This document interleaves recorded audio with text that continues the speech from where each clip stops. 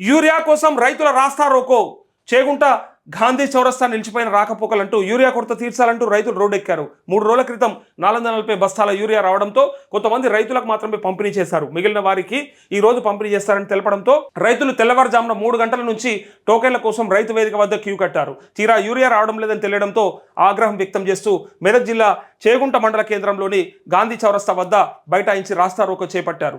రాస్తారోకోతో మెదక్ అటు హైదరాబాద్ ఇటు నిజామాబాద్ వైపు వెళ్లే వాహనాలు రాకపోకలు నిలిచిపోయాయి. విషయం తెలుసుకున్న ఎస్ఐ చైతన్య కుమార్ రెడ్డి వ్యవసాయ శాఖ అధికారులతో మాట్లాడి మంగళవారం యూరియా తెప్పిస్తానని హామీ ఇవ్వడంతో రైతులు శాంతించారంటూ ఇక్కడ ఎన్నిసార్లు ఇట్లాంటి వార్తలు వచ్చినా ఎన్నిసార్లు చెప్పినా నిజంగా యూరియా కొరత ఉంది మొర్రో అని మొత్తుకున్నా లేలే ఎక్కడ లేదు అని చెప్తారు. కావాలంటే నేను ఒక రైతుతో మాట్లాడిస్తా, వరంగల్ జిల్లా రైతు. ఆ మాటలు విన్నాక మీరు అర్థం చేసుకోండి. ఆయన ఇందాక నేను వేరే ఒక పని మీద ఫోన్ చేస్తే నేను ఇక్కడ కూడా 2 రోజులే సార్ నేను వెయిట్ చేసి తీసుకున్నా. వరంగల్ జిల్లాలో కొరత లేదని కొంతమంది చెప్పినప్పటికీ మరి వరంగల్ జిల్లా అయినా మా దగ్గర కూడా కొరత ఉంది. అయినప్పటికీ ఒకసారి 2 రోజులు ఎంట పడితే నాకు 3 బస్తాలు కూడా దొరకలేదని బాధపడ్డాడు ఆయన. నిజంగా ఆ రైతుతో మేము ఇప్పుడు లైవ్లో మాట్లాడిస్తాను నేను ఒకసారి. రంజిత్ గారు, ఈయన ఒక యువ రైతు, ఈయన ఈ రైతుతో మాట్లాడిస్తాం మీకు లైవ్లో. మీరు లైవ్లో ఉన్నారు. రంజిత్ గారు, ఇప్పుడు మీది ఎక్కడ, మీ ప్రాపర్ ఎక్కడ చెప్పారు ఫస్ట్? మాది హన్మకొండ జిల్లా కాజీపేట మండల్ కొత్తపల్లి గ్రామం. ఓకే, అయితే యూరియా కొరత గురించి రోజు వార్తలు వస్తున్నాయి, సోషల్ మీడియాలో కూడా విపరీతంగా వీడియోలు వస్తూ ఉన్నాయి. ప్రతి గ్రామంలో ఇట్లా ఇష్యూ ఉందని. బట్ ముఖ్యమంత్రి చెప్తాడు ఎక్కడ యూరియా కొరత లేదని, అట్లే మంత్రులు చెప్తారు ఓసారి ఉందంటారు, కేంద్ర ప్రభుత్వం మీద వేస్తారు. కేంద్రం చెప్తుంది మేము సరిపడా ఇస్తున్నాం అంటది. అసలు గ్యాప్ ఏమన్నా మీకు అర్థమైందా? అసలు రైతులుగా మీరేమనుకుంటారు చెప్పుర్రి. మాకు 6 ఎకరాలు ఉంటే 3 బస్తాలు ఇచ్చారు. అది ఎక్కడ సరిపోకుండా అయిపోయింది. 3 బస్తాలు ఇట్లా పోగానే దొరికిందా? ఫస్ట్ రోజు వెళ్ళి భూమి పేపర్లు, ఆధార్ కార్డు, పాస్బుక్ జిరాక్స్ అన్ని ఇచ్చాము. తర్వాత మళ్ళీ 2 రోజుల తర్వాత మళ్ళీ పొద్దున వెళ్తే సాయంత్రం 5 గంటల వరకు వెయిట్ చేస్తే మాకు ఒక 3 బస్తాలు ఇచ్చారు. 3 బస్తాలు పొద్దున్న 3 బస్తాలు ఇచ్చి అంతకంటే ఎక్కువ ఇవ్వరు. 10 ఎకరాలు ఉన్నా 3 బస్తాలు ఇస్తామన్నారు. 10 ఉండని 20 ఉండని పంట నాశనం అయిపోయినా సరే పర్లేదు వాళ్ళకి. వేరే రైతులు అడుగుతలేరా మరి? అంటే ఎక్కువ ఉంది కదా సార్, మరి ఇప్పుడు నువ్వే అడుగుతావు, నీకే కావాలి. అడుగుతున్నారు, అంతే ఉన్నది, మేము అంతే ఇస్తామని చెప్తున్నారు. గతంలో ఎప్పుడైనా జరిగిందా ఈ 10 ఏళ్లలో ఇంత అధ్వానంగా? అయితే ఎప్పుడు తెలంగాణ వచ్చినాక నేను అనేది. ఇక గతంలో ఉమ్మడి ఆంధ్రప్రదేశ్ లో మళ్ళీ సేమ్ ఇదే ఉంది. తెలంగాణ వచ్చిన 10 సంవత్సరాల తర్వాత ఇంత అధ్వానంగా ఎప్పుడు చూడలేదు. ఈయన ఒక రైతు, యువ రైతు. ఆయన MSc చదివి కూడా వ్యవసాయం చేస్తాడు, వ్యవసాయానికి నిజంగా ప్రియారిటీ ఇస్తాడు.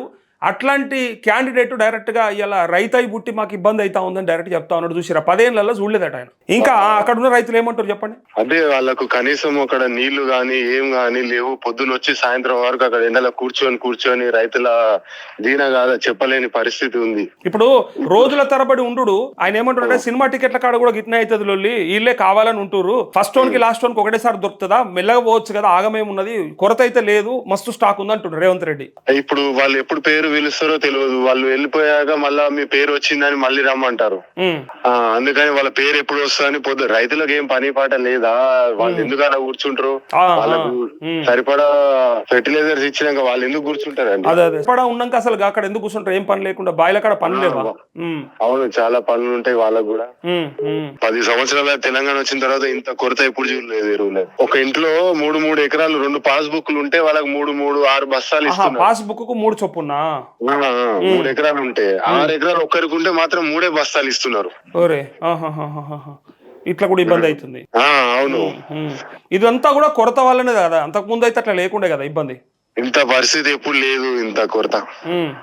ఓవరాల్ గా ఇప్పుడు సరే ఈ యూరియా కొరత అయితే మనం చెప్తే నమ్ముతలేరు. మీరు రైతులుగా మీరు మాట్లాడినా కూడా ఏదో కావాలని బటగాలు చేస్తారంటారు. మీరేమైనా పార్టీ కార్యకర్తనా? మీరు? నేను ఇండిపెండెంట్, నాకు ఓన్లీ వ్యవసాయమే, నాకు ఏ పార్టీతో సంబంధం లేదు. ఒక రైతే మీరు పక్కా రైతు. ఏనాడు ఏ పార్టీ కండువా వేసుకోలేదు, ఎక్కడ కూడా తిరగలేదు, ఎవరికి ఓటేయమని చెప్పలేదు. అయినా ఒక రైతుగా మీకు బాధ అనిపిస్తుంది. 10 ఏళ్లలో లేని బాధ ఇప్పుడు ఉన్నది. అవునవును, ఈ రైతులు వ్యవసాయం పనులు ఏడ చేసుకోవాలి, అక్కడ ఎరువుల కోసం ఎంతగానో కావాలి కాయాలి. వాళ్ళ పరిస్థితి ఎవరికి చెప్పుకోవాలో తెలియకుండా ఉంది. ఓకే, ఇప్పుడు 10 ఏళ్లలో ఎరువుల కొరత అనేది సరే లేకుండే, ఇప్పుడు ఈసారి వచ్చింది. ఇది కేంద్ర ప్రభుత్వం తప్పిదమా లేకపోతే ఆపరేషన్ సింధూరా? అదంతా వాళ్ళు ఎవరికాలు చెప్తా ఉన్నారు. కానీ ఓవరాల్ గా ప్రభుత్వం వచ్చి ఇప్పుడు 18-20 నెలలు అవుతుంది కదా, ఎట్లా ఉన్నది చెప్పండి. గతంలో మీరు కూడా ఎన్నోసార్లు అంటే చూసిండ్రు, అక్కడక్కడ రైతులుగా మాట్లాడినరు. ఇప్పుడు ఎట్లా అనిపిస్తుంది మీకు అంటే ఈ ప్రభుత్వ పరిపాలన?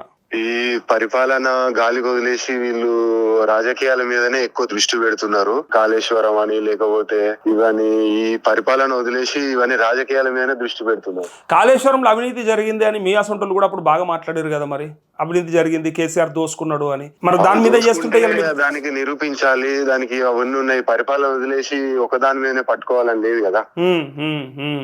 ఇదే ఇక కేసీఆర్ శిక్ష చేస్తేనే తెలంగాణ సమాజానికి మంచి చేసినట్టు కాదు కదా. అన్నీ ఉండాలి. అది ఇప్పుడు అన్ని బేరేజ్ సమానంగా నడవాలి. అది చట్టం పని తాను చేసుకుంటా పోతది. అవినీతి జరిగితే నిరూపిస్తారు వాళ్ళు వ్యవస్థలు. ఇప్పుడు సిబిఐకి ఇచ్చారు, సిబిఐ చూసుకుంటది అది. అవునవును. ఈ పరిపాలన గాలి వదిలేసి రాజకీయాల కోసము రైతులను ఇబ్బంది పెట్టడము ఇవన్నీ అయితే ఎప్పుడు చూడలేదు. ఓకే, సో ప్రభుత్వం పనితీరు ఇట్లా ఉందంటారు. అంటే ఇప్పుడు స్థానిక సంస్థలు ఎట్లుంటది మరి ఇలా పరిస్థితి? మీ ఊర్లో ఏమనుకుంటారు? స్థానిక సంస్థలకు ఎలక్షన్ పోవాలంటేనే వీళ్ళు భయపడుతున్నారు. ఇప్పుడు నిధుల కోసమైనా పోయే పరిస్థితి ఉన్నది. వీళ్ళ కేంద్ర ప్రభుత్వం నిధులు రావాలంటే ఎలక్షన్ తప్పకుండా పెట్టాల్సిందే. బీసీ రిజర్వేషన్లని అని చాలా వీళ్ళు జాప్యం చేస్తున్నారు. పరిపాలన ఆగిపోయింది. ఊర్లలో సరిగా ఫండ్స్ ఉండట్లేదు.